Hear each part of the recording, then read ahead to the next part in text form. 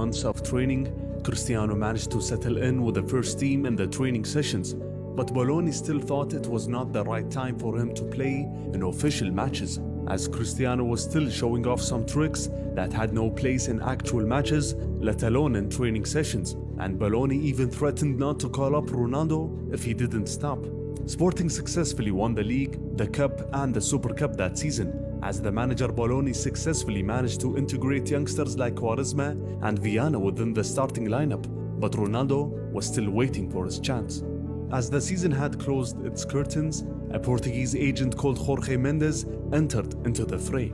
Mendes planned to pick up 3 Sporting Academy players, whom were Quaresma, Viana and Ronaldo, all of whom were represented by Jose Vega.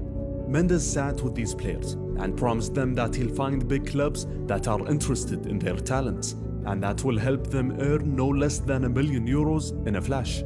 And after Mendes successfully got Cristiano on board, he sat down with him and his mother to convince her of his ambitions. So in September of 2002, Cristiano terminated his contract with Vega, and thus Mendes was now his agent. In the following season, Sporting's main striker Mario Jardel had intentions of leaving in the following season, so Bologna had to find another attacker either down the middle or on the wings.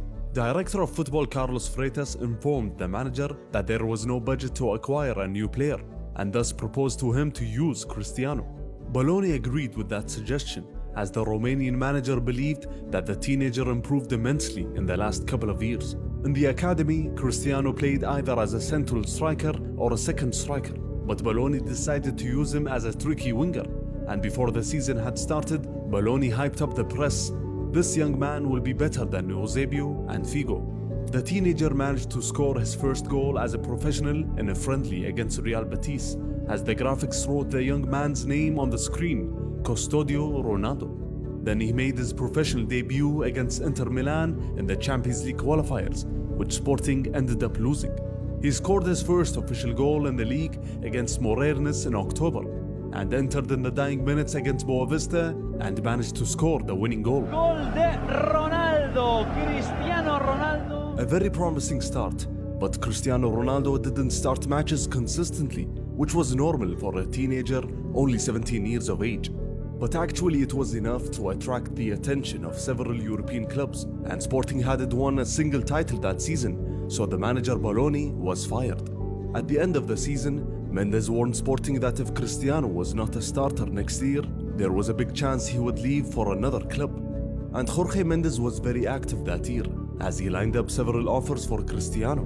And the Portuguese teenager said after the Toulon tournament that he was pleased to receive the attention of many important clubs, and he dreams of playing in Spain or England. Now let's look at who were the real candidates to sign Cristiano in the summer of 2003. First were Valencia.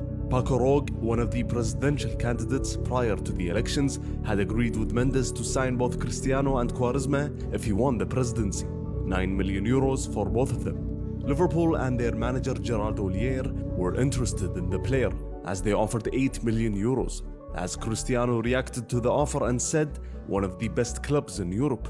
It would be a dream to play for a club that represents so much tradition. Luis Suarez, Inter legend and Morati's consultant at that time, was interested in Ronaldo, as he saw him in action in the previous season and said to Morati, "We have to sign him. He'll be one of the best players in the world." Morati was not convinced, especially when he knew that Cristiano was only a 16-year-old kid, as Inter were one of the biggest spenders in the Mercato in that period, but didn't make an official offer. Juventus stepped up their efforts to sign the young Portuguese, but their Chilean striker Marcelo Salas refused to go to Sporting in a trade deal. Italian darlings Parma offered €8 million for the player. The head of Real Madrid's academy, Ramon Martinez, met with Sporting to inquire about Ronaldo.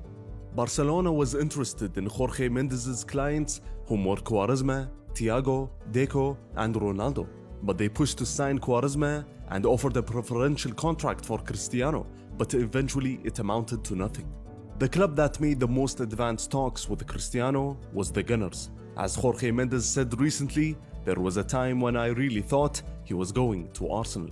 Before the summer, particularly in January of 2003, Cristiano and his mother flew to London to visit Arsenal's training facility and sat with both Arsene Wenger and his football idol Thierry Henry.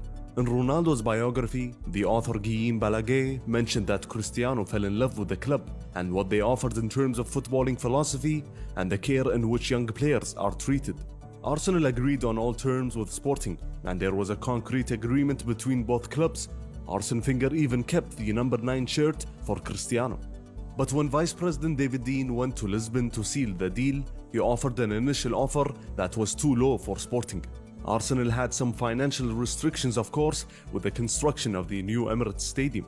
But there was another English club who succeeded in the negotiations.